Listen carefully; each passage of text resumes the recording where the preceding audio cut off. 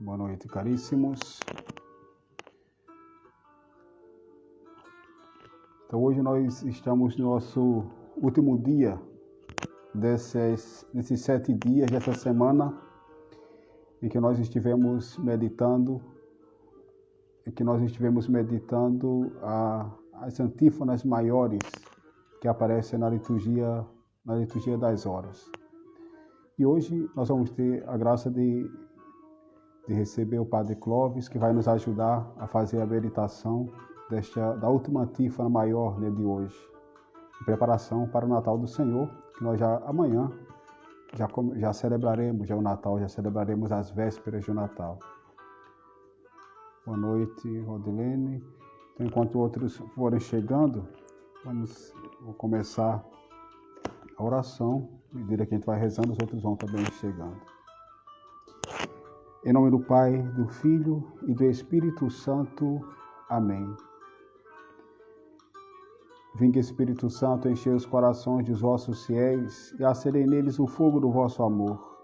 Enviai, Senhor, o vosso Espírito e tudo será criado e renovareis a face da terra. Oremos. Ó Deus, que instruíste os corações dos vossos fiéis com a luz do Espírito Santo, fazei que apreciemos retamente todas as coisas segundo o mesmo Espírito e gozemos sempre de suas consolações por Cristo, nosso Senhor. Amém. O anjo do Senhor anunciou a Maria e ela concebeu do Espírito Santo. Ave Maria, cheia de graça, o Senhor é convosco. Bendita sois vós entre as mulheres, bendito é o fruto do vosso ventre, Jesus. Santa Maria, Mãe de Deus, rogai por nós, pecadores, agora e na hora de nossa morte. Amém. Eis aqui a serva do Senhor, faça-se em mim segundo a vossa palavra. Ave Maria, cheia de graça, o Senhor é convosco. Bendita sois vós entre as mulheres, bendito é o fruto do vosso ventre, Jesus. Santa Maria, Mãe de Deus, rogai por nós, pecadores, agora e na hora de nossa morte. Amém.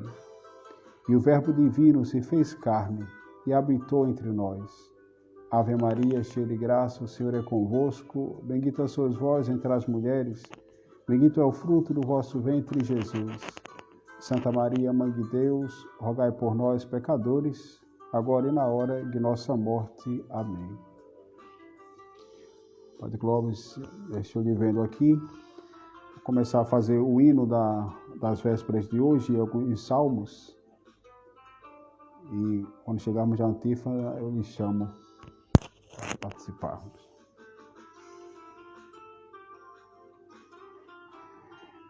Recebei, ó Virgem Maria, no cástio seio materno, dos céus o Verbo divino, vindo da boca do Eterno. Fecunda a sombra do Espírito, do alto céu te ilumina, para gerares um filho de natureza divina. A porta santa do templo, eternamente fechado, feliz e pronta se abre somente ao Rei esperado. Desceu à terra o Senhor, por Gabriel anunciado, promessa antiga aos profetas, antes de aurora gerado. Exulta o coro dos anjos, a terra canta louvor. Para salvar os perdidos, humilde vem o Senhor. Ó Cristo, Rei piedoso, a vós é ao Pai toda a glória. Com o Espírito Santo, eterna honra e vitória. Façamos o cântico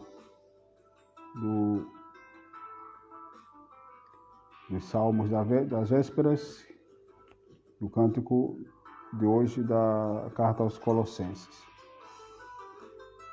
O Espírito do Senhor repousa sobre mim e me envia a anunciar aos pobres o Evangelho. Demos graças a Deus Pai Onipotente, que nos chama a partilhar na sua luz da herança a seus santos reservada. Do império das trevas arrancou-nos e transportou-nos para o reino de seu Filho, para o reino de seu Filho bem-amado, no qual nós encontramos redenção dos pecados, remissão pelo seu sangue.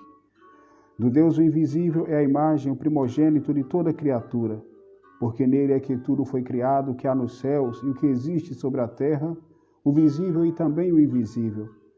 Sejam tronos e poderes que há no céu, sejam eles principados, potestades, por ele e para ele foram feitos.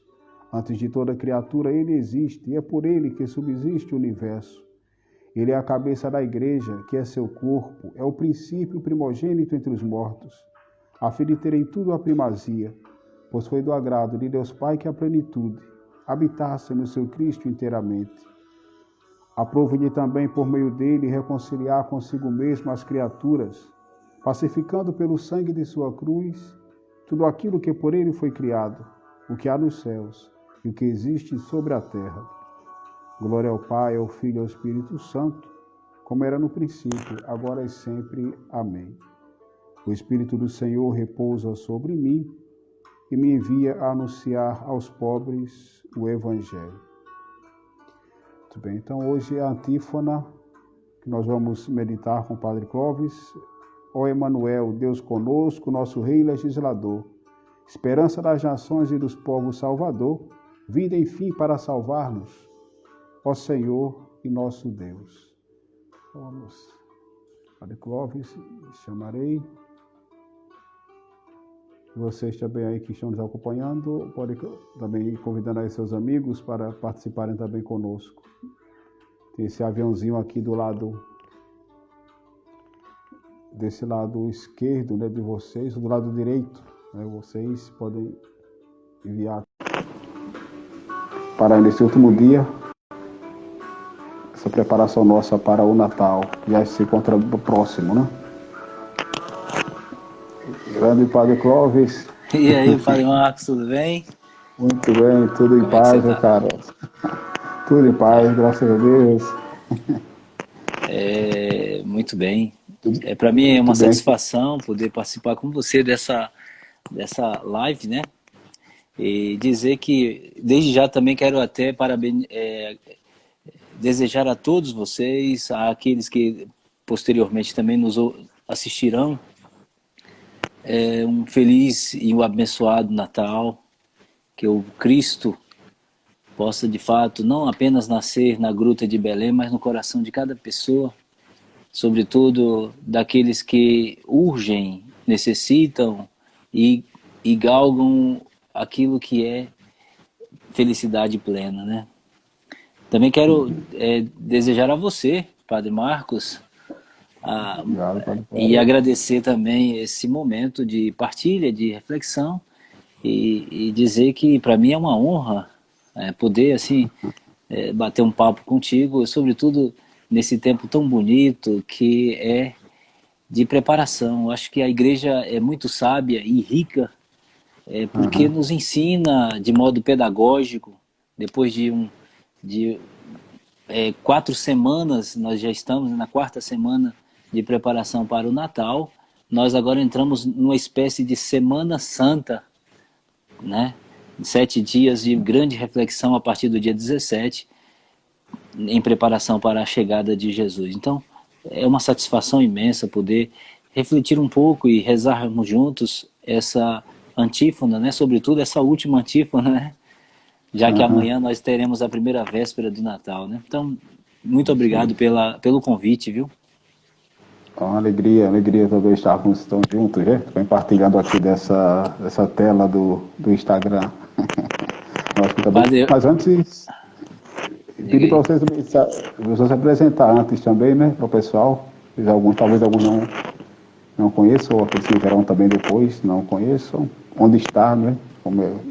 Muito bem. Então, eu sou o Padre Clóvis, né? Eu fui companheiro do Padre Marcos uma temporada de seminário, né? Inclusive, nós morávamos, como o seminário não comportava um número de pessoas em cada quarto, então a gente compartilhou, né? Eu, ele e mais alguns outros, né? Então, assim, o Padre Marcos, uma pessoa, uma figura, assim, exemplar, humilde, carismática, canta muito, né? Toca muito. Então, fazia uma serenata lá no quarto pra gente, né? Cantar não muito, né? Cantar era com... Ele fazia um dueto com o outro Marcos também, que era irmão dele, de caminhada, que saudosa memória a gente reza pela alma dele, né? Então, e aí depois o Padre Marcos, por ser uma pessoa mais desenvolta, né, nas línguas clássicas, e foi estudar aí no Rio de Janeiro, depois desapareceu do mapa, foi estudar em Roma, Então, mas o Padre Marcos, eu tive até uma grande satisfação de poder tê-lo como um amigo, companheiro de caminhada, tá? Então, eu já tenho, inclusive, no dia 14 eu completei 10 anos de vida sacerdotal, 10 anos já de caminhada. Atualmente, eu sou da Diocese de Palmeira dos Índios, Alagoas, né? Passei uma temporada, mais de 7 anos, na paróquia de Nossa Senhora do Rosário, lá em Inhapi, Alagoas. Depois,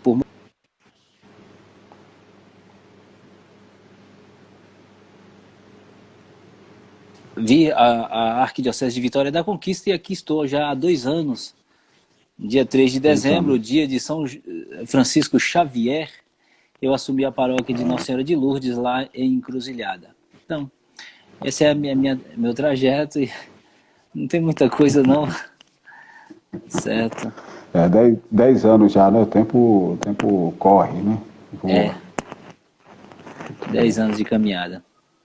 E agora estamos aí a serviço do reino, né? Eu acho que, sobretudo, nós percebemos a necessidade de não apenas proclamar o evangelho, mas sobretudo ser um evangelho e tentar ser um evangelho na vida, né? Na vida das pessoas, e, sobretudo nesse período tão forte em que necessita-se de testemunho, né? Eu acho que a palavra de ordem é testemunhar o Cristo, se apaixonar pelo Cristo. Eu acho que se encantar por Ele, se apaixonar pela Igreja de Cristo, eu acredito que vai levar algumas outras pessoas a também se encantar por Ele, sabe? Eu acho que é por aí. Então, de fato. Esse se apaixonar, os primeiros discípulos, na verdade, foram assim também, né? Mestre, onde moras?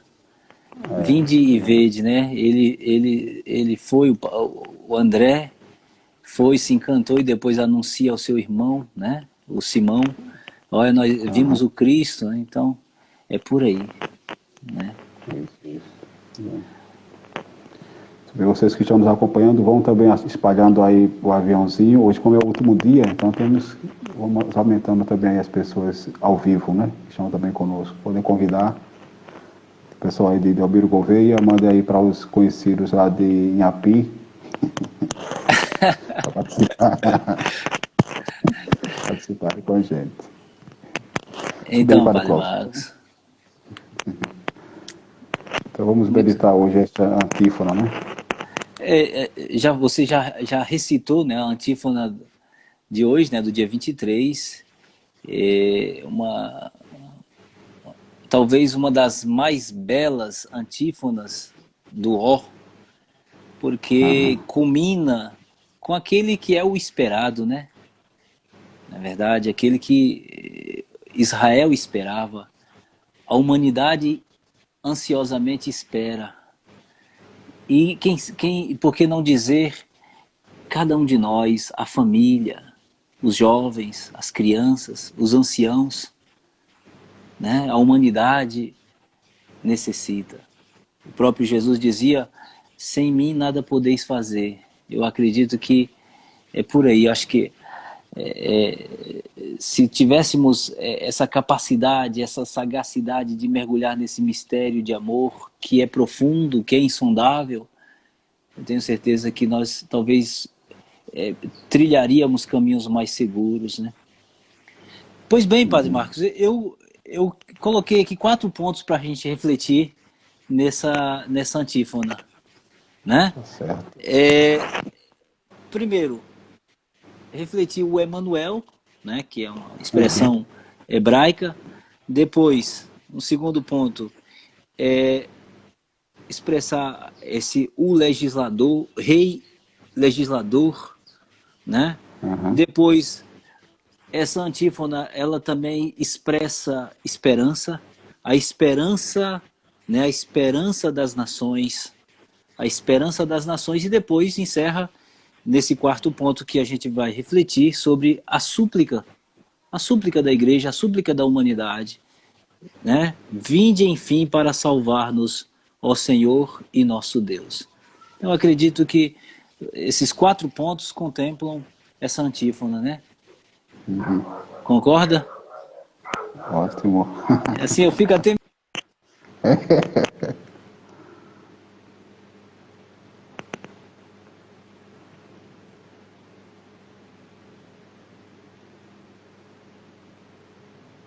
Eu acho que a voz sumiu. Tá me ouvindo? Tá me... Acho que a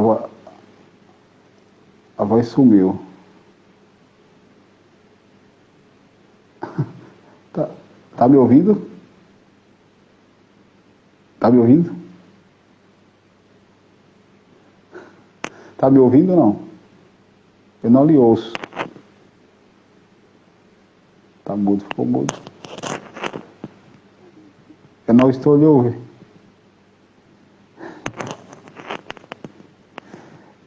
Eu vou desligar para você voltar de novo, que ficou mudo.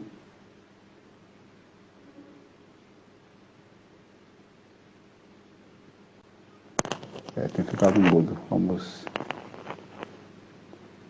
Isso. Às vezes o Padre Cláudio agora aparece aqui de novo.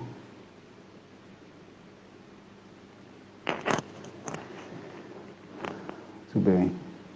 Sejam bem-vindos. Enquanto o Padre Cláudio aparece, pode também ir convidando outras. Estão me ouvindo? Estão me ouvindo? Me digam se me ok. Então, enquanto o Padre Clóvis aparece, aproveitem então esse tempo aí, enquanto ele vem, para convidarem também outras pessoas. Aí no aviãozinho que vocês têm aí, do lado de vocês, do lado direito, né? Vão aí convidando outros para estarem conosco. Chamar o Padre Clóvis. Hoje, nesse último dia, né, dessas antífonas, e o tempo do Natal que nos convida, então, para que a gente possa estar cada vez mais preparado, né? Como o Padre Clóvis também dizia, a igreja que é bem pedagógica e nos convida para que a gente possa, então, se purificar, né, também, para participar melhor, né, também do Natal. Então, vamos chamar o Padre Clóvis, já está aqui. Vão convidando outras pessoas, os amigos de vocês aí, os mais próximos, aqueles que vocês querem que se preparem bem também para o Natal. Bem, Padre Clóvis, voltamos. E aí, mano? Ô, rapaz, eu sinceramente, Padre, tá me ouvindo? Tô ouvindo, agora sim. Eu sou leigo nessa área de tecnologia, sabe? E quem auxilia aqui, tem um auxiliar aqui que ajuda, né? Tá certo? Sim. E acabou dando uma escapada aqui, mas tudo bem, né? Então, vamos refletir um pouquinho sobre essa antífona que é tão nobre, tão bela, que é esperada pela humanidade, né? Então, primeiro, como eu dizia no começo, nós temos 4 pontos a refletir. O primeiro é sobre o Emanuel, né? Que na verdade não é nenhum nome, né, padre? Eu acho que você sabe muito melhor e pode até explicar melhor que não se trata de um nome, mas de um título, né? De uma expressão, junções de vocábulos hebraicos para dizer que Deus está conosco. Né, com, nu e el, expressão de Deus, né? Daí vem o Miguel, Rafael, né? Gabriel, e enfim. Isso. Pois bem, então, esse Deus que está conosco, ele não sumiu. Inclusive a história de Israel todinha é marcada pela presença de Deus. Né? Inclusive o livro do Deuteronômio 2, versículo 7, diz que quando o povo de Israel estava em trajeto para a terra prometida, Deus se fazia presente. Deus que caminhou com aquele povo 40 anos no deserto. Então, para dizer assim, Deus nunca abandonou seu povo, né? E num determinado momento da história, esse Deus falou através dos patriarcas, dos profetas, né? Falou através dos juízes, né? E aí nós encontramos no século VIII a.C., na época em que Israel já tinha se dividido, né, em dois grandes grupos, né, Reino do Norte e Reino do Sul, nós vemos aquela promessa que Deus fez a Davi, depois fez essa promessa a Acabe, né, de que nasceria dele, de uma jovem, algumas expressões dizem que é uma virgem, né, uma jovem, nasceria alguém que teria esse nome, essa nomenclatura Emanuel, né, para dizer assim. E aí alguns falam que Ezequias, né, que era esse homem da promessa, que foi inclusive um grande rei, foi um bom rei, foi um homem pacífico, só que não foi aquele que Israel esperava, porque na verdade ele foi um bom rei, como há tantos outros, mas que não salvam ninguém, né? E depois, lá na frente, 7 séculos e meio depois, aparece um anjo para dizer que de uma jovem virgem vai nascer o Salvador da humanidade, o Emanuel, o Deus conosco. Mateus 1, versículo 23, né? Essa promessa se realiza na figura de Jesus Cristo. Acho que esse desejo que Israel tinha de ter um rei, inclusive eles não esperavam Jesus Cristo. Eles não esperavam, eles esperavam porque se a promessa inclusive a gente até refletia isso lá na primeira leitura de domingo passado, de que Deus iria mandar alguém que iria construir de fato um templo para Deus, né? E o seu reinado não se dissolveria jamais, seria um reino eterno, perene, né? E então, nesse período do Acabe, houve um problema também, porque Acabe se dissimulava um homem religioso, no entanto, ele já tinha aderido às ideias pagãs, né? Idolátricas. Então, com isso, ele fez conchavos com a Síria, o Reino do Norte fez conchavo, né? Também. E com isso, Israel estava quase como que, parece que a promessa de Deus ia se perder, né? Mas Deus, mesmo quando Acabe não quis, Deus fez. Aí você vê em Isaías 7:14, né? O profeta Isaías diz a ele, mesmo que ele diz que não ia perturbar Deus, na verdade ele estava disfarçando, Acabe estava disfarçando, porque na verdade ele não acreditava muito nessas coisas, né?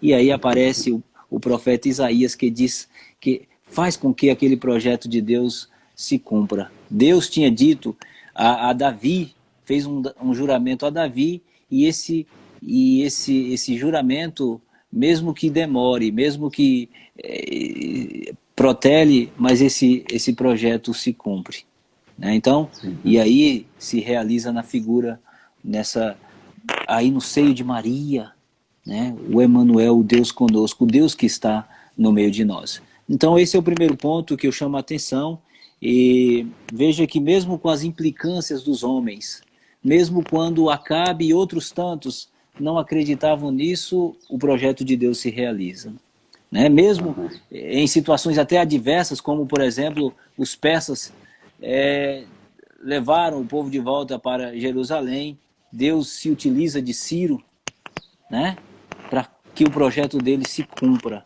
Então, às vezes, Padre Marcos, nesse primeiro tópico que a gente reflete, me chama a atenção que às vezes a gente pensa que tudo só depende de nós. Parece que as coisas de Deus só vão acontecer se nós estivermos à frente. O projeto de Deus também passa por nós, mas não depende exclusivamente de nós. O homem precisa abrir o coração, fazer com que o projeto de Deus se cumpra, mas abrirmos mãos daqueles conceitos que a gente já tem formados, né? De acharmos que tudo, o projeto de Deus tem que acontecer daquele jeito que eu penso, daquele jeito que eu falo, daquele jeito que eu dito, né? Então, e Deus sempre a nos ensinar aquilo que Santo Agostinho dizia, né? Que Deus se realiza mesmo quando parece que tudo está desconcertado, né?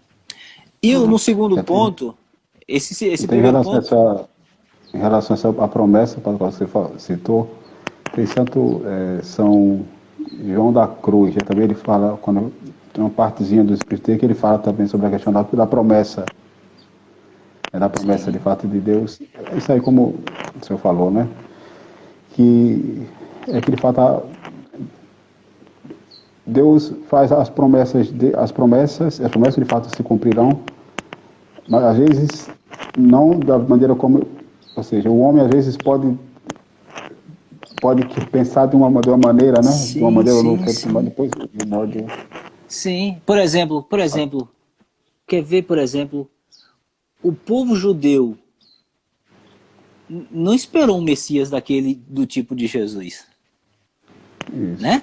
Eles esperavam um Messias ao modo de Davi, já que ele seria o sucessor de Davi, já que ele seria da ramagem, da linhagem de Davi, então deveria ser alguém que viesse com testa de ferro, com cetro estendido, né, que viesse todo investido com pomposidade, e aparece Jesus justamente na sua singeleza, na sua simplicidade. Até mesmo os seguidores de Jesus, os apóstolos, quando Jesus estava em direção a Jerusalém, eles não esperavam que Jesus fosse ser crucificado. Não.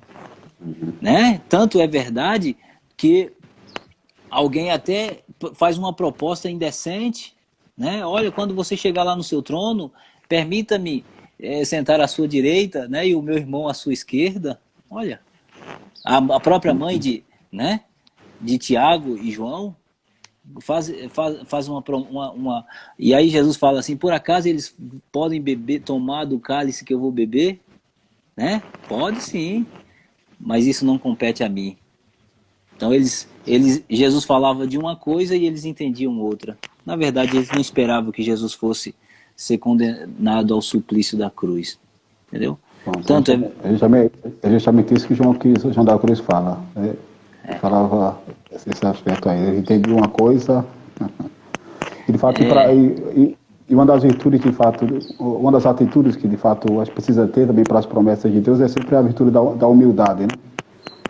E pode ter certeza, Padre Marcos, e o próprio Jesus reza ao Pai, Mateus 11, 25, eu te louvo, ó Pai, porque tu te escondes aos sábios e entendidos e te manifestas aos humildes, aos simples, aos pequenos.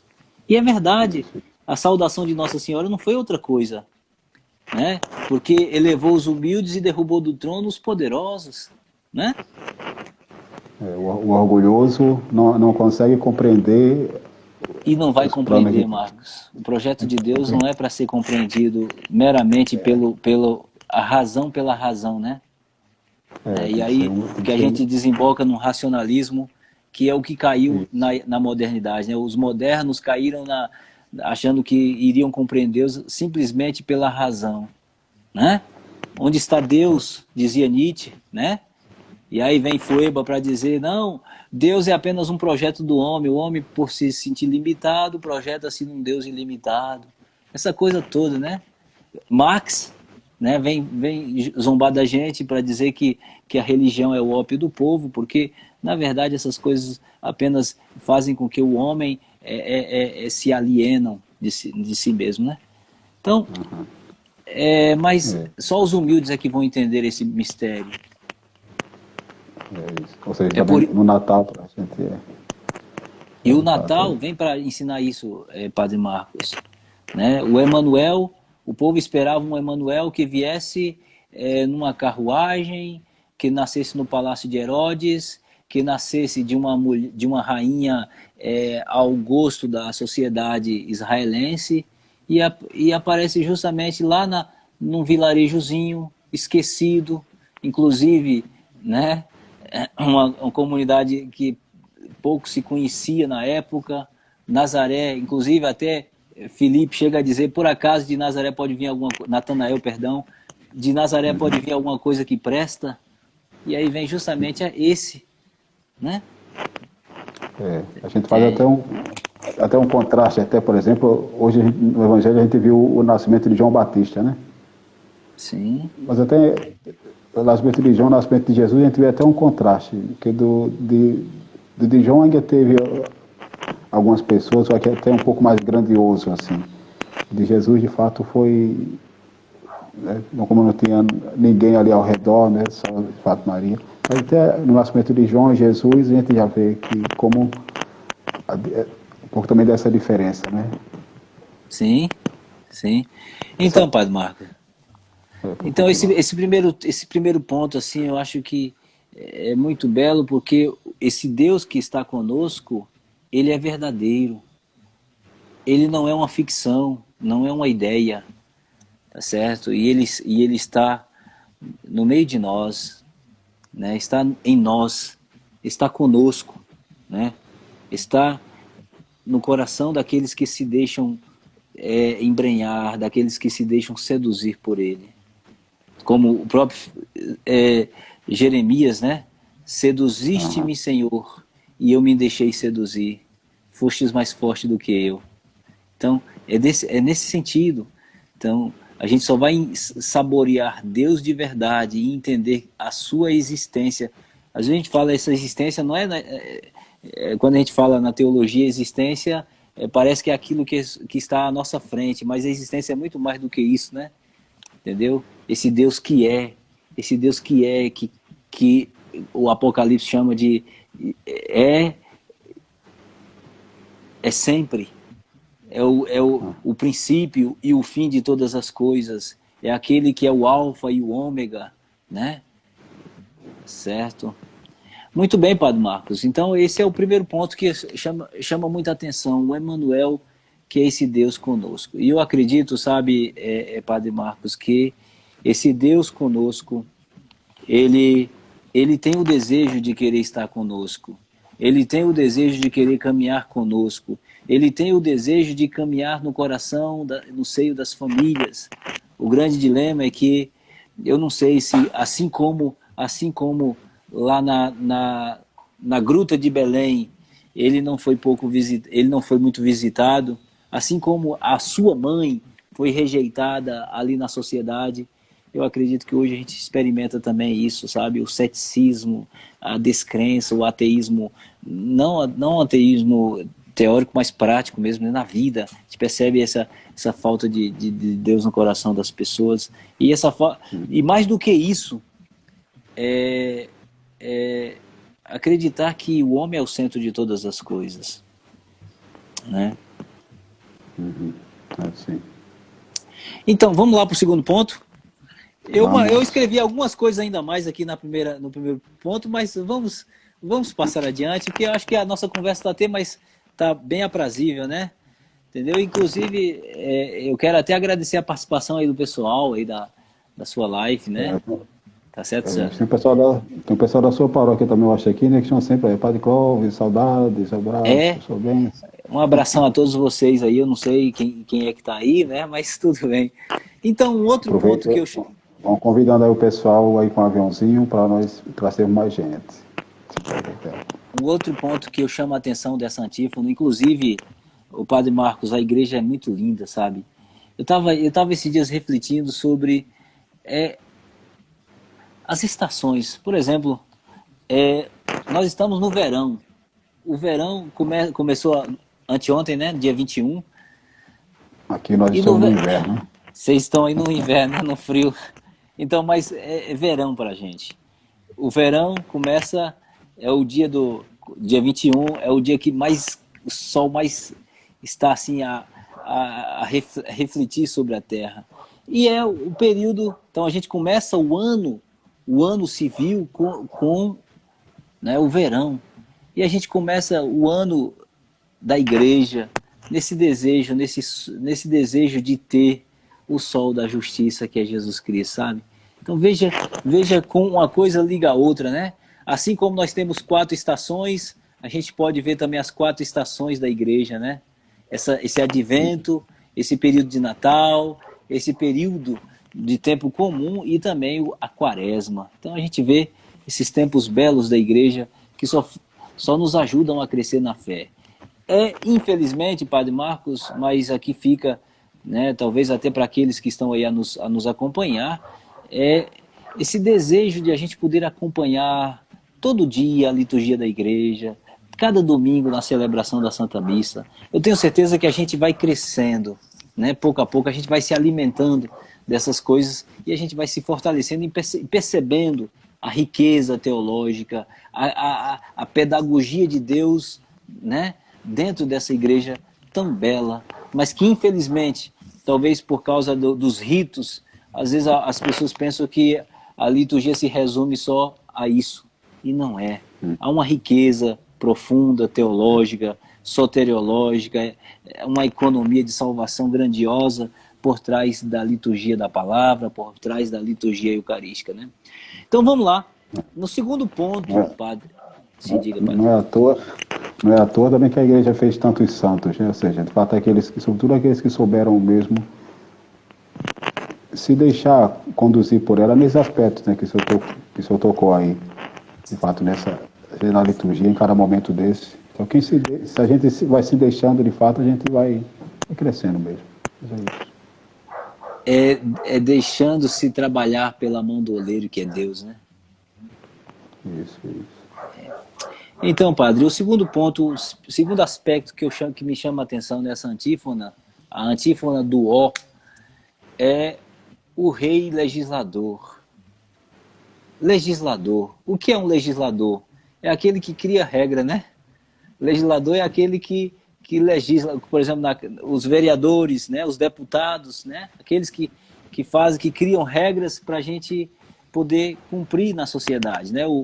Aí vem o prefeito para executar aquilo que é competência de quem cria as leis. Então, Jesus é aquele que é o rei e legislador.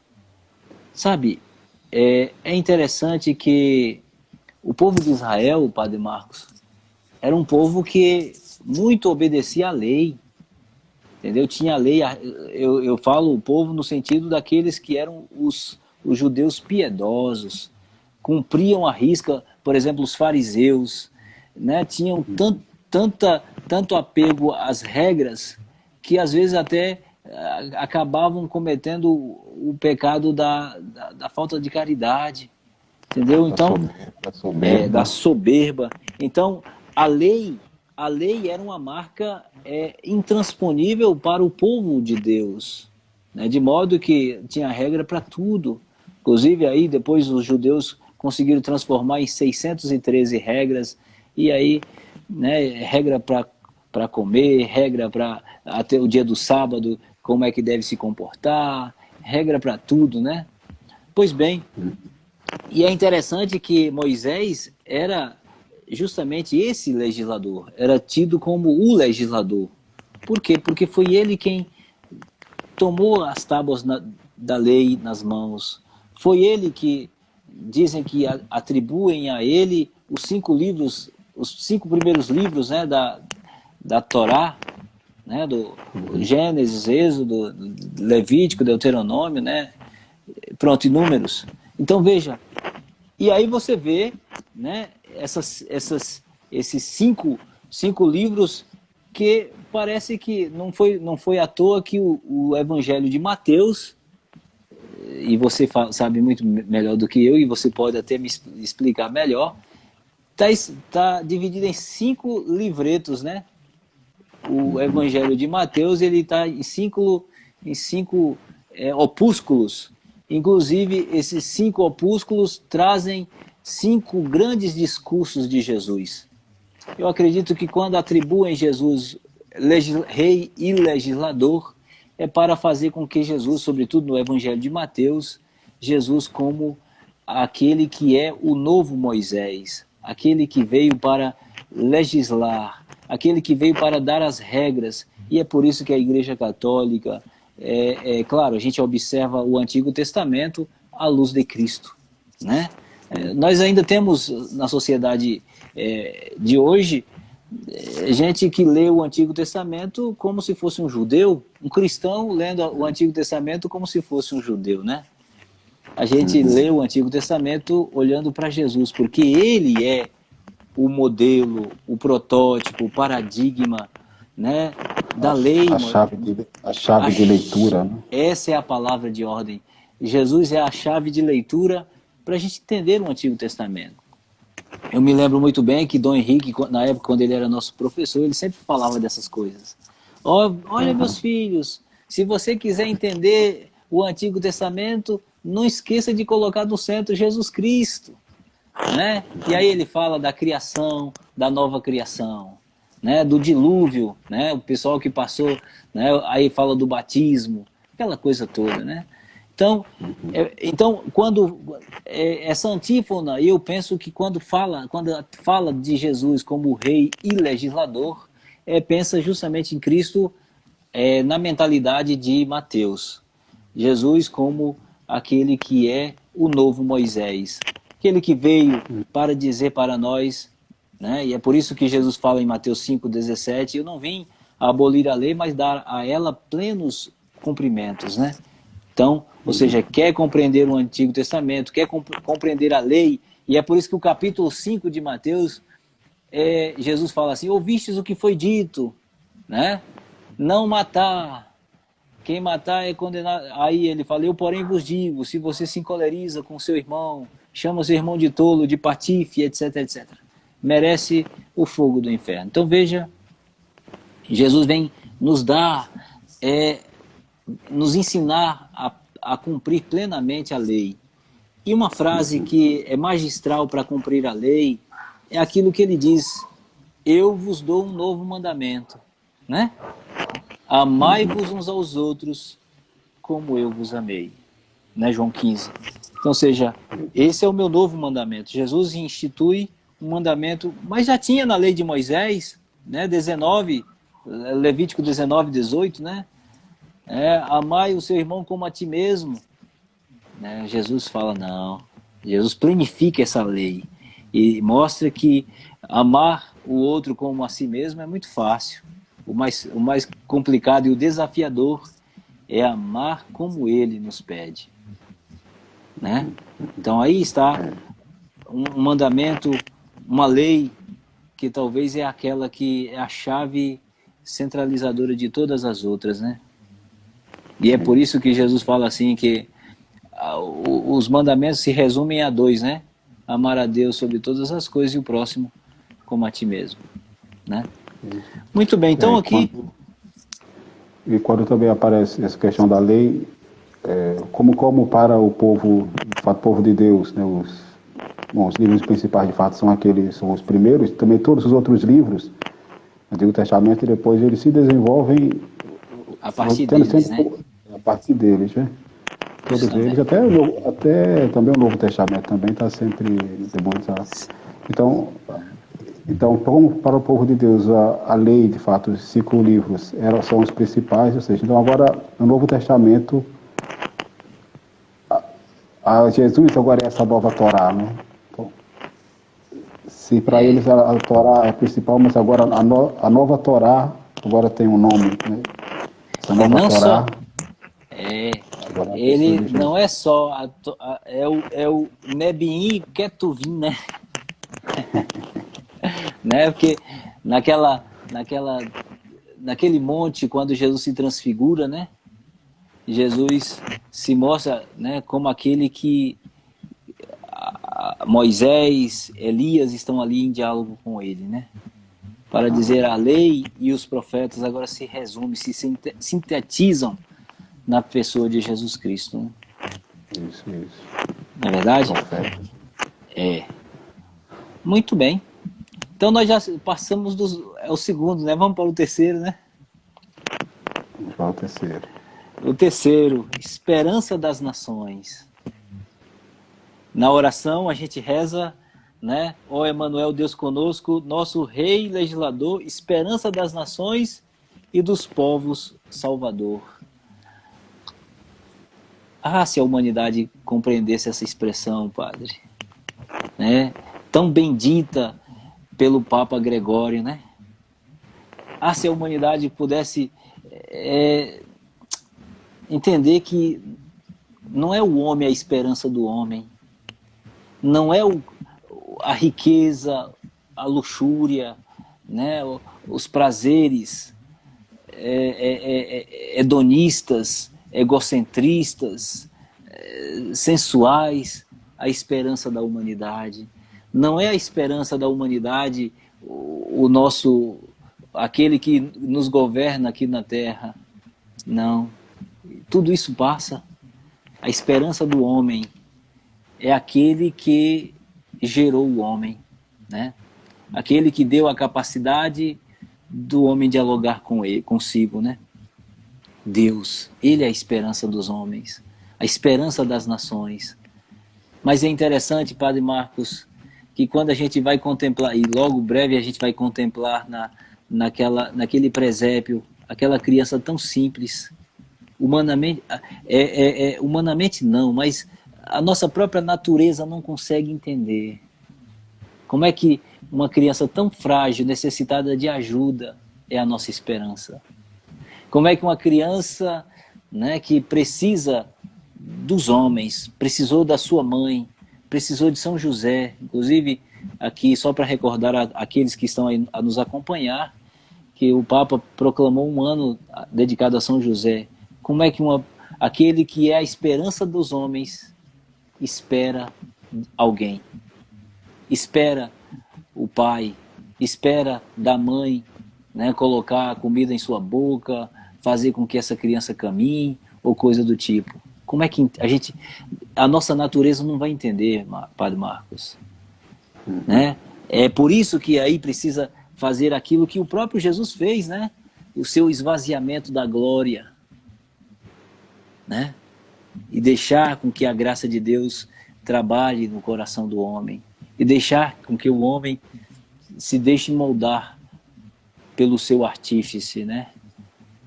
Só assim a gente vai entender que aquela criança frágil é de fato a nossa esperança. É a luz dos homens, né? Glória a Deus no mais alto dos céus e paz na terra aos homens de boa vontade. É nessa criança, Padre Marcos, que está a nossa esperança.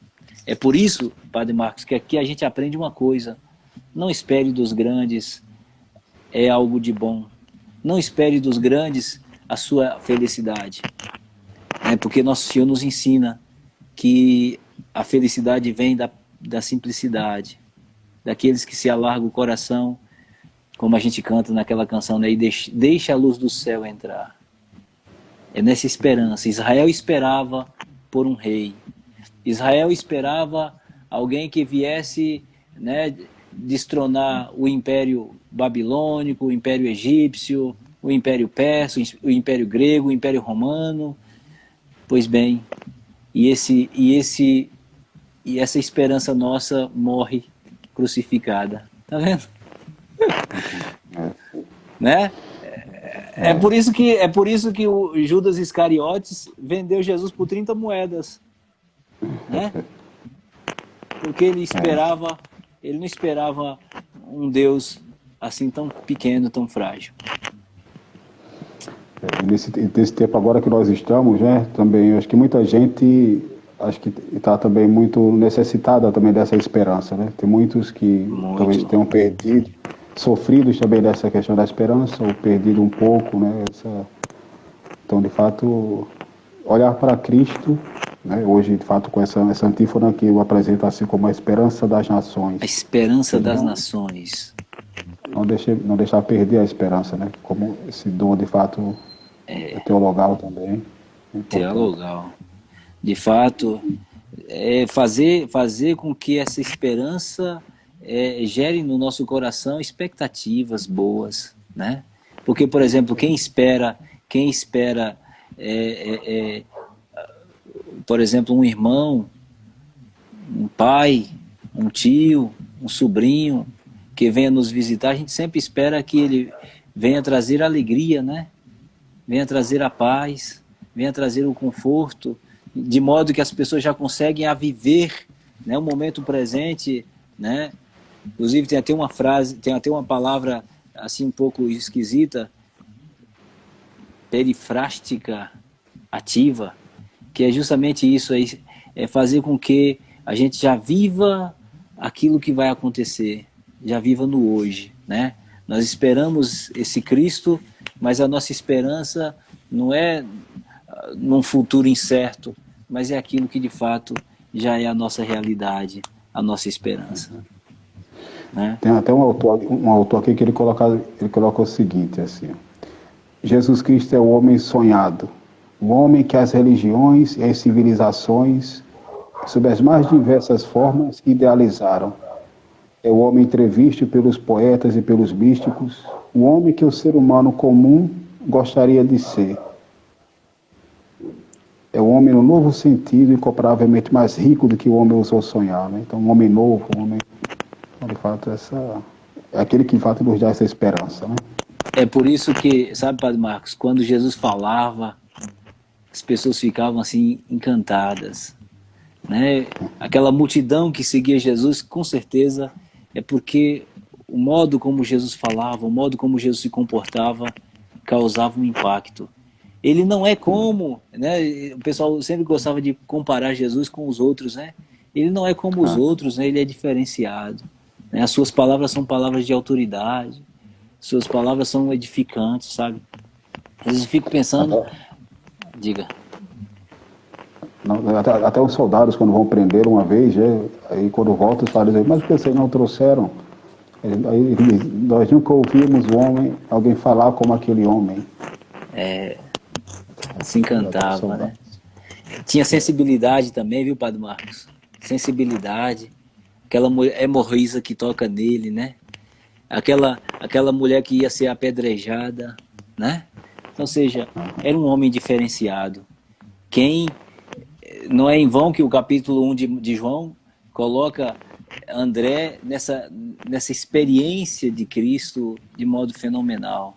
Ele foi e, né, ficou até as 4 da tarde. E aí você entende essa numerologia, né, 4 da tarde. Né? Ou Zaqueu, que sobe numa árvore, capítulo 19 de João, né, de Lucas, né, louco para ver Jesus. E Jesus olha para ele e diz, Zaqueu, desça da árvore, porque hoje eu devo ficar em sua casa, né? Ou seja, ficar dá essa conotação de permanência, né? De ficar, de estar consigo. E aí ele fica tão encantado com a visita de Jesus que ele fala assim, Senhor, se eu defraudei alguém, eu devolverei 4 vezes mais. Então veja que a presença de Jesus causava um impacto grandioso, né? Aquela viúva que vai enterrar seu filho, né? E Jesus a consola. Então veja a sensibilidade de Jesus, que é um ponto marcante, né? Muito bem, Padre Marcos. Vamos para outro ponto? Vamos. Então, depois do legislador, esse terceiro ponto, que é fantástico, né? Não, perdão, a esperança, né? A esperança. E aqui fica até esse recado para você que nos acompanhe. Não perca a esperança. Não perca a esperança jamais. Jesus é, de fato, a nossa única esperança. Jeremias já dizia, lá no Antigo Testamento, Jeremias já dizia, maldito o homem que confia no homem. Né? 17:5. Porque, na verdade, a nossa esperança não é no homem, nem em nós mesmos. Quantas vezes a gente se decepciona, né? Aquilo que Paulo dizia, né? Às vezes eu procuro fazer o bem que desejo, mas faço o mal que não quero, né? Ou seja, porque na verdade a confiança da gente não deve ficar na gente, é ficar em Cristo. Então você que nos acompanha, e depois você que também vai nos assistir depois, outro momento, nunca perca a esperança. O cristão é o homem da esperança. O cristianismo é a religião que causa um impacto diferente na sociedade. Então, por isso que um cristão não pode viver desanimado. Sabe por quê? Porque a nossa confiança está naquele que prometeu felicidade plena. Vamos para o último tópico, né, que é uma súplica. Encerra a antífona do Ó, né, com uma súplica. Vinde, enfim, para salvar-nos, ó Senhor e nosso Deus. De fato, é só Ele que deve vir. Aquilo que o Apocalipse já diz, né? O Maranatá, né? Vem, Senhor.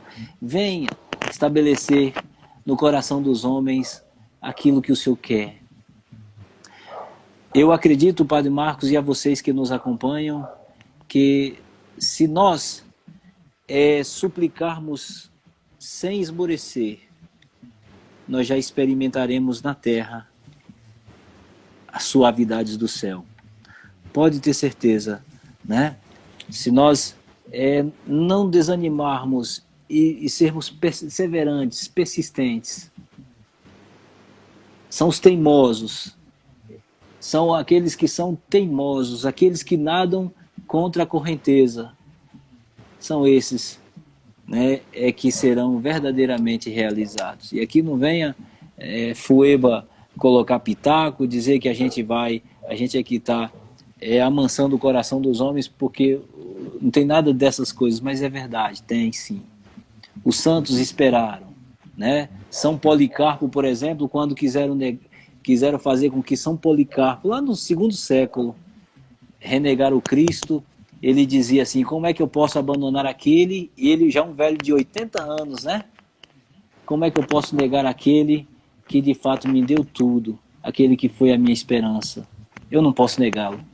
Então, se quiserem me matar, podem me matar, mas eu não posso negar aquele que foi a minha felicidade. E é verdade, queridos.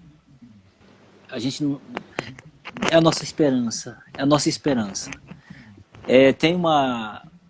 Quando eu refletia sobre a antífona do Ó, e o Padre Marcos também sabe que essas primeiras palavras, a primeira letra de cada antífona, invertendo, né? Invertendo, erocras, né? Virei amanhã. Esse virá amanhã é a nossa esperança. É amanhã mesmo.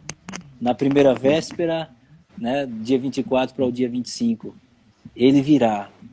Ele virá, mas só nascerá no coração daqueles que de fato prepararam a gruta do coração, né? Aqueles que tentaram, pelo menos tentaram, nesse período de advento, né, em cada domingo, em cada semana, limpar a casa, tirar as picumãs do telhado, né, fazer com que as janelas se abram para que um vento diferenciado circule. São esses que vão de fato celebrar o Natal de Jesus Cristo, né? O senhor falou aí antes também que já aqui a gente é convidado para já viver aqui, né, essas realidades também do céu, né, também. Ou seja, não é uma promessa só para lá, para o futuro. Não. Inclusive São João, né, o Evangelho ele é um dos que fala um pouco mais disso também, dos dois tipos. Não é só a vida eterna, ela já pode ser experimentada. Já é experimentada aqui. O próprio Jesus mostrava, se é com o dedo de Deus que eu faço alguma coisa, então o reino de Deus já está em vosso meio, né? Isso. É isso aí, entendeu? Não é algo... Diga. Agora eu estou lendo Santa Teresa de Ávila. E Santa Teresa de Ávila tem uma partezinha que ela coloca justamente assim: Deus ele está disposto para distribuir uma imensidade de bens, né, de graças também sobre a nossa vida. Mas essas graças são tão grandes, são tão sublimes, que ele não vai dar também assim a qualquer um, assim, de qualquer jeito, de qualquer maneira.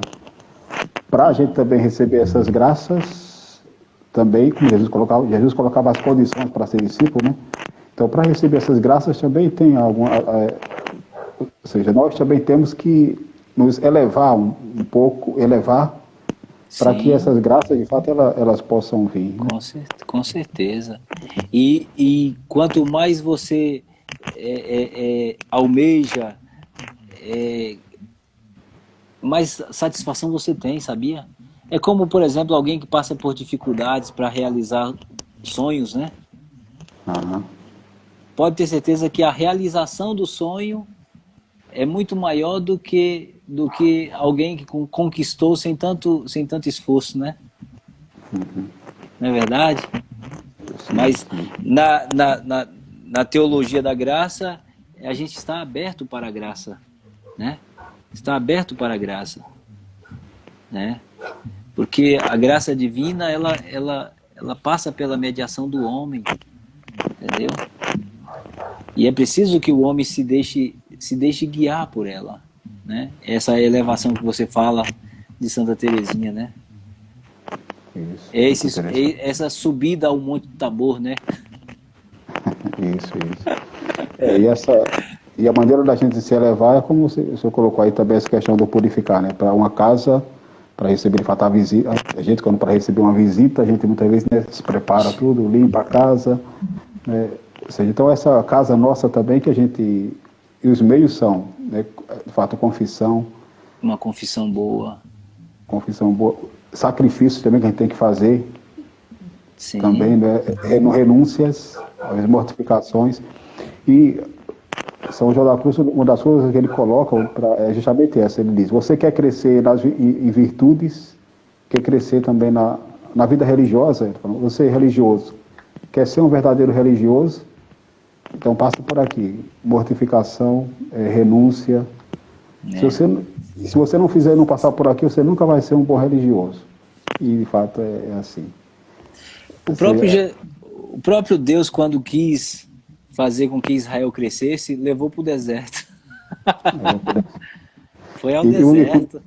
E com um detalhe, quando eles foram também sair do deserto e foram já para ir para a Terra Prometida, lá numa parte do Êxodo diz, Deus os levou pelo caminho mais longe, porque tem um caminho mais curto, né? Levou pelo caminho mais longe, também para que eles também no caminho mais curto também não quisessem voltar, se arrependessem e quisessem voltar, né? Esses dias eu estava ouvindo uma mensagem de alguém que dizia que foi à Terra Santa e aí fez esse trajeto aí que o povo de Israel passou 40 anos, acho que ele fez num dia, parece, de ônibus, né? Então, entendeu? Aí você fica perguntando, por que 40 anos, né, no deserto? Aí entra essa história do fazer o trajeto mais longo, né? Fazer o trajeto, né, Mas é verdade, sabe, Padre Marcos? E está aberto também para a graça de Deus, sabe? Eu acho que o homem que se deixa guiar por Deus, ele não se perde. É por isso que Jesus fala assim, eu sou a luz do mundo. Quem me segue, João 8:12, né? Quem me segue não andará nas trevas, mas terá a luz da vida, né? Terá a luz que ilumina os passos, né? Que fecunda a vida de cada pessoa, né? Eu também estava refletindo também um pouco, de verdade, para que a gente cresça mesmo, são essas duas coisas. Por exemplo, quando a gente quer emagrecer, né? A gente precisa claro, regular também a alimentação, né? Se alimentar de coisas boas, eliminar aquelas que não são boas, aquelas que vão engordar. Então tem que cuidar da alimentação e tem também que fazer exercícios, né?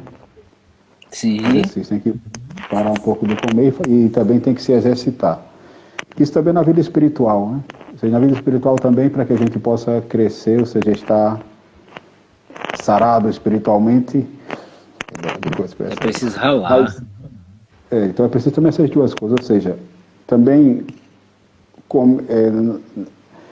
fazer também as renúncias também, ou seja, o rezar aqui seria talvez o se alimentar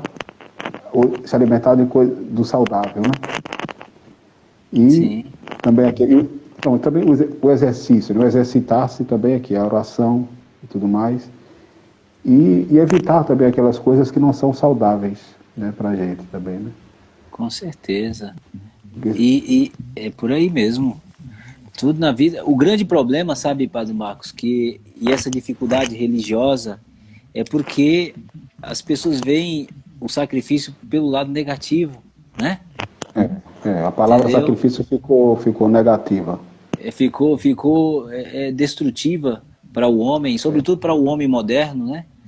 Entendeu? Parece que fazer sacrifício, renúncia, parece que é algo que vai te causar tolir a sua liberdade, tolir a sua felicidade, né? E é por isso que hoje você vê quanto o religioso parece ser um pouco sem alegria, sem motivação, né? A gente não causa aquele entusiasmo, justamente porque vê o religioso como um fardo e não como uma necessidade, né? E também talvez porque a gente ainda não sabe colocar o nosso fim último, ou seja, lendo agora esses santos, às vezes estão me clareando também muitas coisas, né? A gente também vai clareando. Bom, então São João da Cruz, por exemplo, coloca numa das partes, ou seja, de fato a gente tem que colocar tudo que a gente faz também tem que ter esse fim último, Deus como fim último, né? Ou seja, o objetivo nosso tem que ser Deus. Até ele citava uma questão, aqui tem algumas mães, né, também tinham ouvido, em relação também aos filhos. Muitos, às vezes, querem educar também os seus filhos, querem fazer deles doutores, querem fazer... E não se preocupam em fazer dele um servo de Deus. Então, o que vai adiantar, muitas das vezes, ele ser... E aqui eu estou aqui em Roma, e aqui essa paróquia que eu estou, digamos, é uma paróquia também que o pessoal, digamos, é uma classe média, né?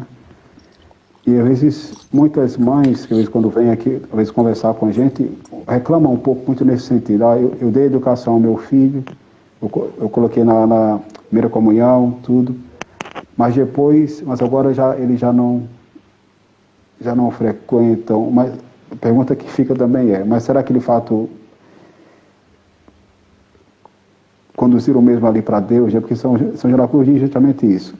Os pais, o objetivo nosso de fato, tudo que a gente faz deve ser também sempre, se não for Deus, o objetivo maior, então a felicidade, né, não vai ser encontrada mesmo, né? Ou seja, tudo na nossa vida a gente deve saber que tem o nosso fim último. O Padre Marcos, e talvez também somos culpados por isso, sabia? Sim. Por quê? Porque talvez a gente não consegue levar aquela alegria que a gente experimenta.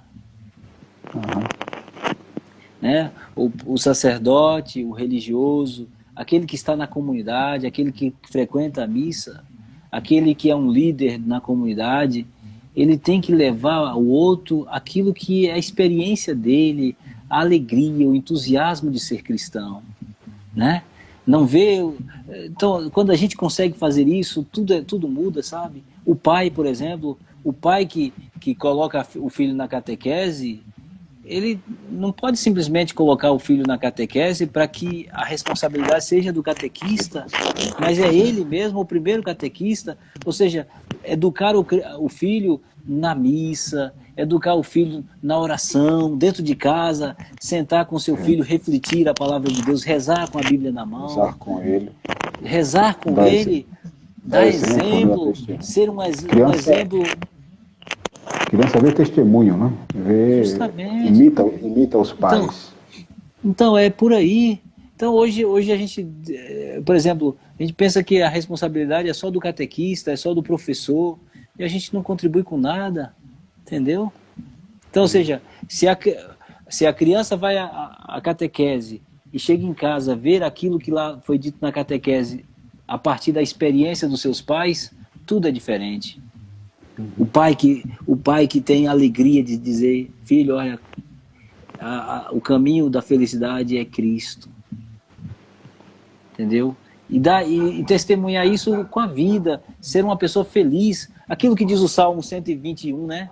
Que alegria quando eu vi que me disseram, vamos à casa do Senhor. Ou seja, ter a alegria de ir à missa. Aí, às vezes, o pai, quando vai a uma missa, é por causa de uma missa de finados. Ele já não tem alegria porque morreu um parente, né? Entendeu? E quando sai da missa, parece que saiu de um velório, né? Então, ou seja, aquela experiência religiosa parece que se dilui como, né, fumaça no ar. Ou seja, participar, por exemplo, bem.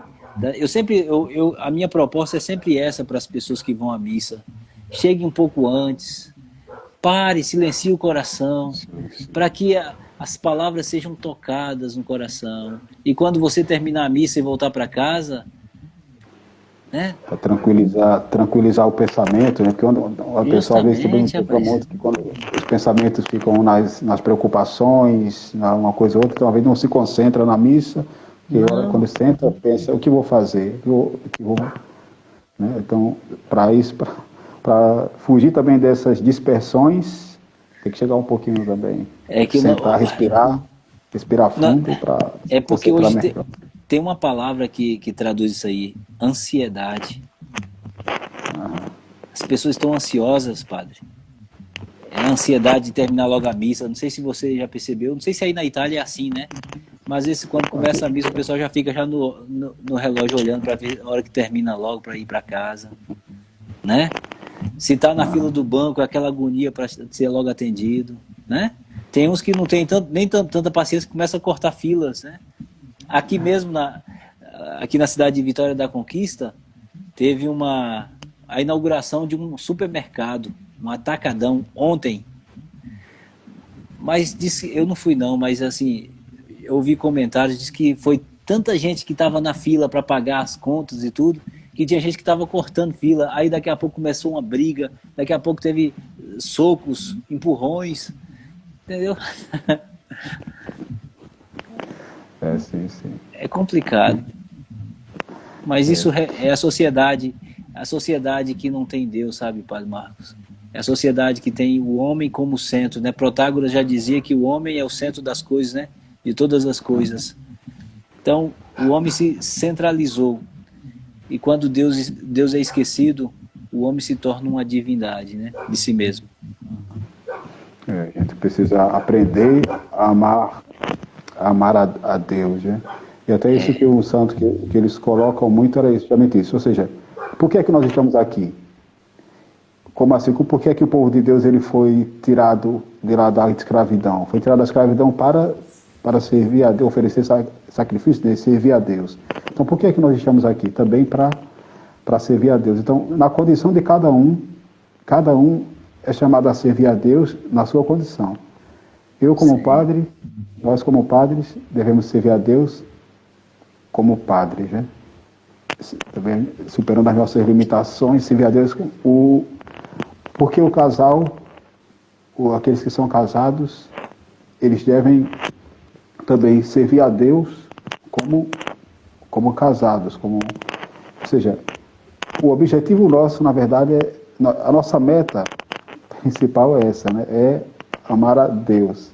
Então, na condição nossa, a gente tem que fazer de tudo, né, para amar a Deus. E uma coisa que é bonita nos santos é justamente isso, que eles dizem, como é que eu vou contentar a Deus? Então eu devo procurar na minha vida um modo de contentar e de não ofender a Deus. Então os santos colocam muito isso, como fazer para não ofender.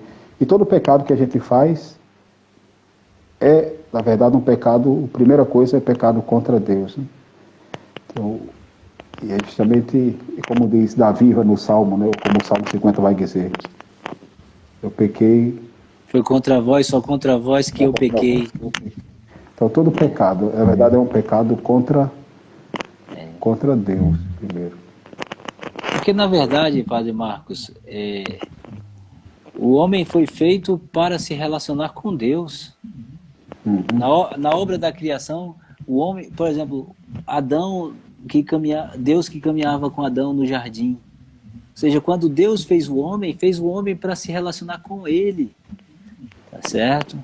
Então, infelizmente, por causa do pecado, rompeu-se justamente aquilo que é essencial do homem, né? E aí foi por isso que o próprio Deus quis se humanizar. O Deus assumiu a condição humana, né? Fazendo-se, como diz Filipenses, né? Fazendo-se homem semelhante. Uhum. Ou seja, para fazer... São Máximo, né? O confessor já dizia, né? Dizia o monge, né? Para fazer com que o homem se relacione com Deus.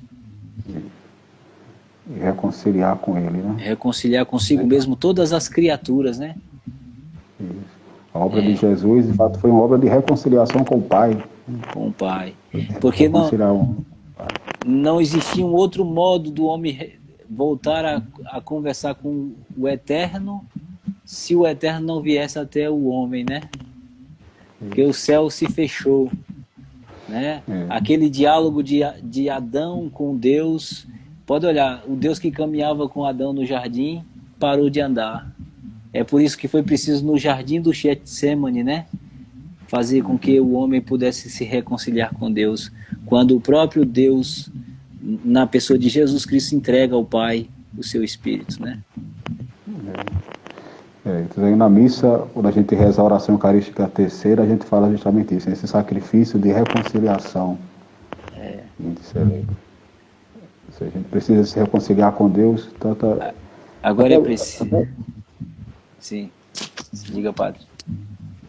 Até, na verdade, muitos de nós, a gente faz se relaciona mal com Deus, assim, porque a gente,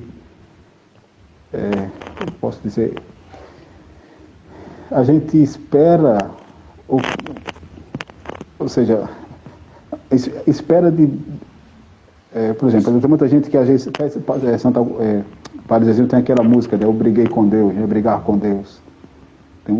Admito que às vezes, muita gente às vezes faz essa briga com Deus porque, na verdade, a compreensão desse relacionamento com Deus está errada. Porque, na verdade, a compreensão deve ser nas dificuldades, nos momentos difíceis. Não é que Deus me fez passar por esse momento difícil, por essa dificuldade, mas o comportamento certo eu estou nesse momento difícil, estou nessa dificuldade, de perda de alguma coisa, de perda de alguém. Eu tenho Deus, então Deus me sustenta diante dessa dificuldade. E não, eu estou nessa dificuldade, cadê Deus que não me vê? Cadê Deus? Porque, na verdade, o comportamento deveria ser, eu estou nessa dificuldade, então, mas eu tenho Deus que está me sustentando, né? E não foi, Deus não está me vendo e não está, ou seja, Deus está, a fé é justamente isso, né? É por isso que os racionalistas não entendem a fé, entendeu? Por quê? Porque o Deus que os racionalistas entendem é um Deus que faz aquilo que eu quero, né? Inclusive, houve tanta crítica com relação àquela frase que o Papa Bento XVI fez, né? Quando visitou o campo de Auschwitz, né, na Alemanha, e aí ele perguntava onde é que estava Deus nessa hora, né? Que permitiu a execução de tantos judeus, né? De tantas pessoas. Onde é que estava Deus nessa hora? Por que ele não livrou? Ou seja, então são coisas que, por exemplo, a calamidade, a pandemia, onde está Deus, por exemplo, que permite um pai que morre na fila no UTI, né? Outros que não são atendidos porque não tem nem tempo, né? Onde é que está Deus? Então essas são as coisas que se levantam. Uma mãe de família que tem seus filhos para cuidar e está com câncer em fase terminal. Então são essas coisas que se levantam. E por causa dessas coisas, então, reduz o Deus ao tamanho da nossa razão. Mas Deus transpassa, né? O próprio profeta Isaías apresenta, né? No capítulo 55, versículo 8, que assim como ele faz essa comparação, assim como há esse disparate, essa distância entre o céu e a terra, assim também é a compreensão do homem com Deus. Deus está além, né? Quando, por exemplo, o livro de Jó, por exemplo, é essa resposta, né? Por exemplo, se questionava, poxa, Jó é um homem religioso, um homem de Deus, é um homem justo, porém começou a perder família, perdeu a riqueza que tinha, perdeu os amigos que vieram para dizer que o que você fez, Jó? Que Deus está pisando aí na bola contigo, né? E aí, depois, ele começou a acreditar que de fato era assim. Aí aparece Deus para dizer, ué, Jó, me diga aí, responda aí, onde é que o sol nasce? Quem foi que inventou o vento, o céu, as coisas? Diga, Jó, responda. Entendeu? Ou seja, para mostrar que Deus está infinitamente acima daquilo que a gente pode conceituar. É por isso que Deus é impronunciável, né? A gente é que expressa, porque a gente precisa expressar o nome dele. Mas, né, você sabe muito mais do que eu, porque a palavra de Deus é impronunciável. Sim. Então, diante desse grande mistério, aquele que quer de fato se relacionar com Deus deve silenciar. E aqui nós temos a figura nós temos Zacarias, né? Zacarias, então, justamente. Que foi ali, então foi também se questionar, também tudo isso, então de fato ali foi que precisou fazer. Silenciar, para no silêncio contemplar o mistério de Deus também, né? O próprio... Tá. Tá me ouvindo, padre? Tô ouvindo, mas... Então, é o próprio Samuel também, né? Samuel, né? Eli, você me chamou? Não, Eli, eu não te chamei. Vai deitar, Eli. Que na verdade é no silêncio que você escuta Deus. Né? Deixa silencia o coração. Por isso que os místicos, eles iam para o deserto, né? É no deserto que você faz a experiência com Cristo. Ou seja, é lá onde você não depende de sua riqueza, do seu dinheiro, das pessoas que te rodeiam, é no deserto. Pode olhar, o próprio Jesus Cristo, quando ele começou a missão dele, por onde é que ele foi? No deserto. Ou seja, no abandono, retirar, né? Sair daquilo que é conceito formal, né? E fazer essa experiência de ficar sós com ele, né? O próprio Jesus, por exemplo, quando queria dialogar com o Pai, o que ele fazia? Se retirava. Ficava sós, passava a noite com o Pai. E hoje nós estamos numa sociedade mais do barulho, barulhenta, que a gente está... a internet tem muitas coisas, por causa dela nós estamos aqui, né? A gente tem que também ter muito cuidado para não... A gente tem que ter de fazer esse momento de silêncio, né? Porque se não ter esse momento de silêncio, o barulho nos dispersa. Mas, Padre Marcos, essa é a ideia que foi implantada na sociedade. Você precisa ficar alheio a você mesmo. Você precisa, por exemplo, você está estressado, vai ao shopping, né? Brigou com a sua esposa, toma um golinho de cachaça, daqui a pouco passa. Né? Você está sozinho, vai assistir um filme, entra na internet, vai bater papo. Ou seja, você vai passar a vida inteira não tendo aquele tempo de silêncio. Entendeu? Então, a sociedade está implantando em nós o sistema está implantando no coração do homem ter que ocupar... Nunca se criou tanto mecanismo de ocupação como os tempos de hoje. Você pode perceber. Então, o homem sempre tem... E talvez se tenha até medo do silêncio, né? Não sei quando se fica sozinho, como é que... Até, na verdade, a gente percebe também com a pandemia, quando foi logo no início, como muitas pessoas tiveram dificuldades, né? Grandes dificuldades, porque foi um momento que muitos também pararam de correr, tiveram que ficar um pouco mais em casa, se encontraram um pouco mais consigo mesmo. Não tinha mais tempo de ficar com os amigos nos botecos, de jogar bola com os amigos. Então começou a surgir, ou seja, então algumas coisas começaram a brotar, né? Porque, ou seja, falta esse momento de ficar consigo também. Isso é importante. Às vezes se foge muito, né? Muitas coisas se foge de si mesmo. Então é importante também. É importante ficar um pouco em silêncio. Inclusive, eu aprendi que quando a gente levanta de manhã, a gente não deve já cair no ativismo de ter que fazer as coisas, de ter que silenciar, passar um tempo no silêncio. Como é bom, por exemplo, você acordar de manhã e contemplar a natureza, sentir a brisa suave da manhã,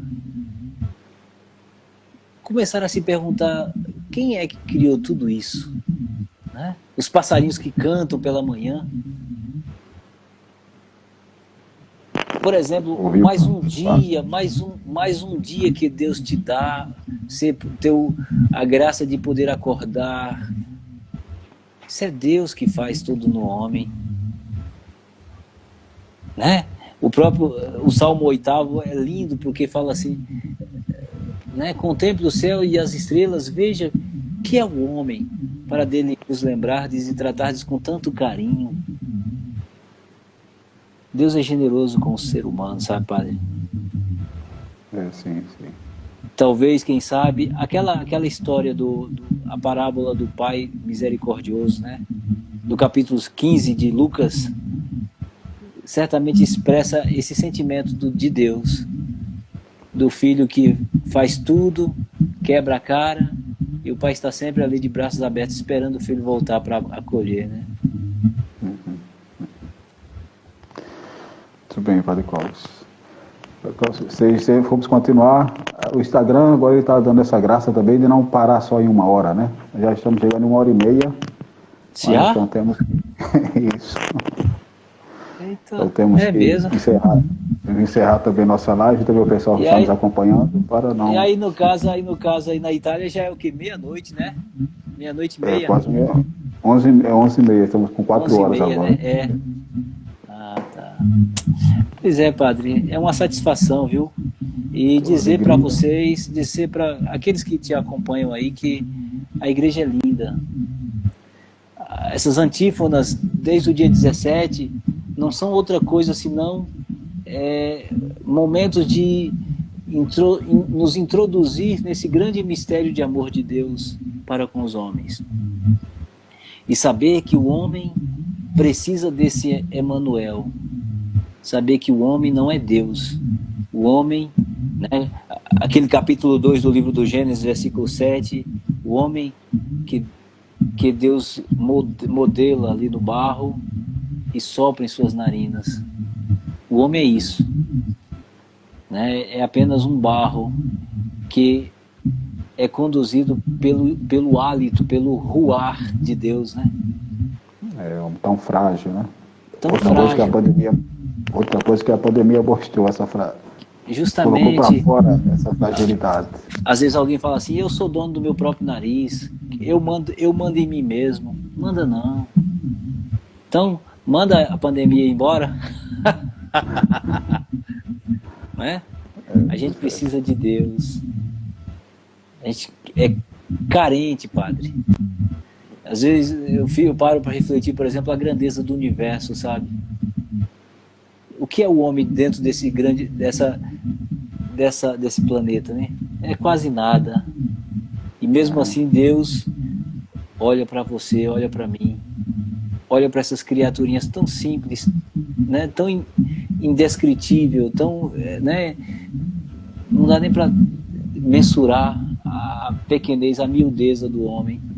Mesmo assim Deus nos ama, né? Deus nos quer.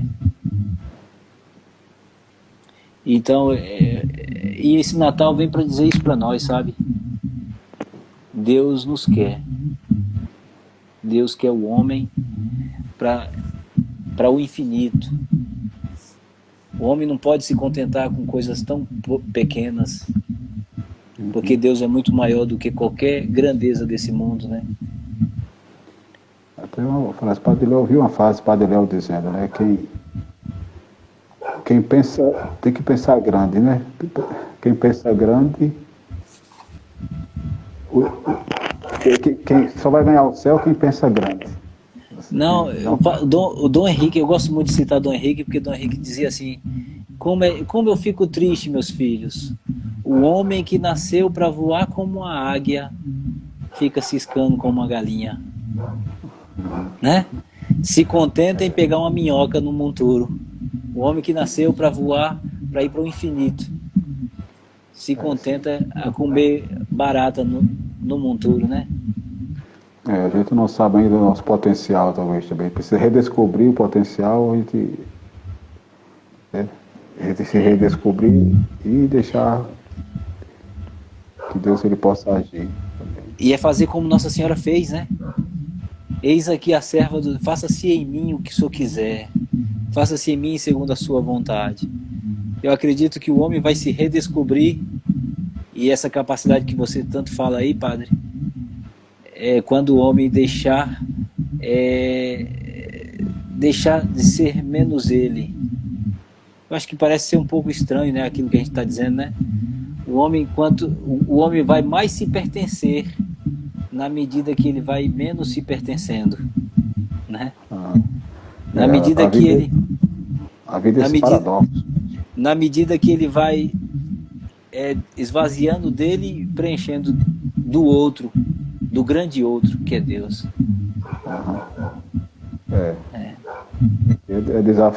Esse desafio, né, também do homem.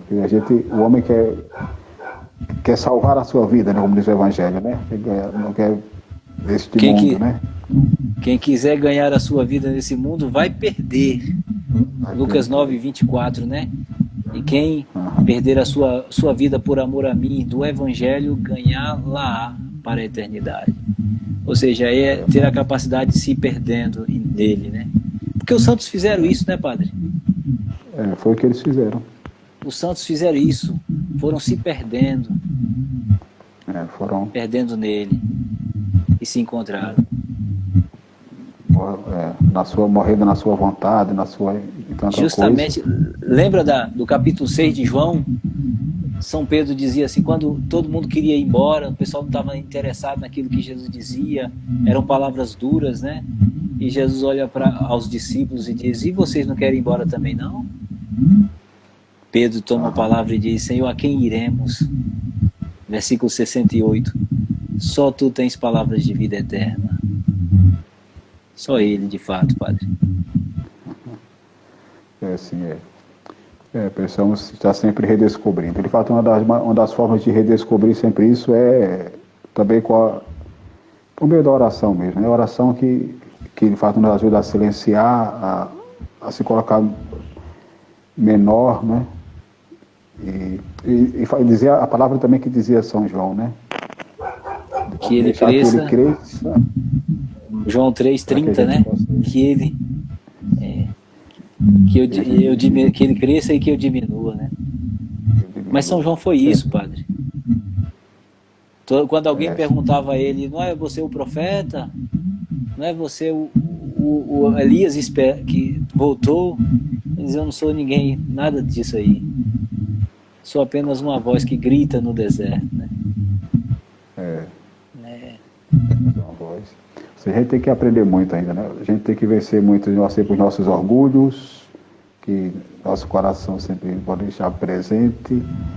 Porque nós somos a nossa natureza é um pouco pervertida, sabe? Um pouco orgulhosa. Tem o salmo que diz, um olhar arrogante, o coração orgulhoso, um olhar arrogante, não vou suportar, não quero nem ver. Não quero nem ver. Deus ele resiste aos soberbos. Resiste aos soberbos. A gente tem que vencer a soberba, vencer o orgulho, vencer essa arrogância. Ele, por exemplo, poderia ter se manifestado a esposa de Herodes, né? Para que o Salvador viesse. Não foi assim. Escolheu uma menininha, uma jovenzinha lá de Nazaré para ser a mãe do Salvador. Entendeu? Ele escolhe aquilo que é desprezível aos homens, né? A primeira carta aos Coríntios 1 já dizia, né? Justamente para confundir os intelectuais, os grandiosos, os homens, né, que se acham alguma coisa. Até no Evangelho de ontem até me dizia, ou seja, Deus é humilde. Então Deus humilde olha também para os seus servos humildes, né? Quando ele quer se revelar, como a gente já falou no início, né? Ele se revela para os pequeninos. Maria nas aparições dela, para que ela aparecia? As criancinhas, os menininhos, né? O índiozinho, né? O índio, que ela chama de o mais humilde de todos. O caminho, de fato, é esse, né? O caminho do orgulho, quem é que foi orgulhoso na Bíblia? E acabou caindo. Pois é. É verdade. Então, o caminho do orgulho nos leva... Então, a gente tem que quebrar, né, deixar que... E procurar mesmo esse caminho da humildade, e olhar, de fato, a nossa fragilidade, como você colocou no início, e o que agrada a Deus, como cantava também Santa Teresa, é que eu amo a minha pequenez. Se eu sou pequeno, o que eu vou fazer? Amo sua pequenez. Então a gente tem que amar, tem que se vencendo, muita coisa, né? Como é aquela canção que você cantava pra gente lá no seminário? Eu quero ter um coração... Como é que é? Olha aí, é verdade. Eu quero ter um coração de criança, né? De criança, né? Mas é isso. É isso aí. É o caminho, de fato, que a gente tem que procurar, né? A gente tem que ir se vencendo nessas coisas e aí Deus vai agindo também. Quando Deus vê que a gente está, de fato, nesse caminho, aí ele vai, senão ele se afasta. É interessante que a Bíblia mostra muito isso, que Deus também vai se afastando, né? Quando, assim, nesse sentido, quando percebe, ele quer, de fato, dar os dons, mas se ele percebe que também que a gente não está contribuindo, então como é que ele vai agir também, né? Então ele tira. Com A certeza. parábola dos talentos. Até o que ele tem, tira dele. Será tirado, né? É. Muito bem, padre. Muito obrigado pelo convite, viu? Então, obrigado também pela partilha. Conversamos também aí um pouco, né? Quase 2 horas aí de live. Agradecendo também ao Instagram que não encerrou a live. E agradecer também às pessoas que estão aí. As pessoas que permaneceram também aí. Permaneceram também nas 2 horas, que ficaram também firmes, né, também aí nos escutando. O que é que fica, depois de nossa conversa, o que é que fica? Eu gosto sempre de dizer isso, né? No final de tudo, o que é que fica para mim, para você, a vocês que nos acompanharam até agora? O que é que fica?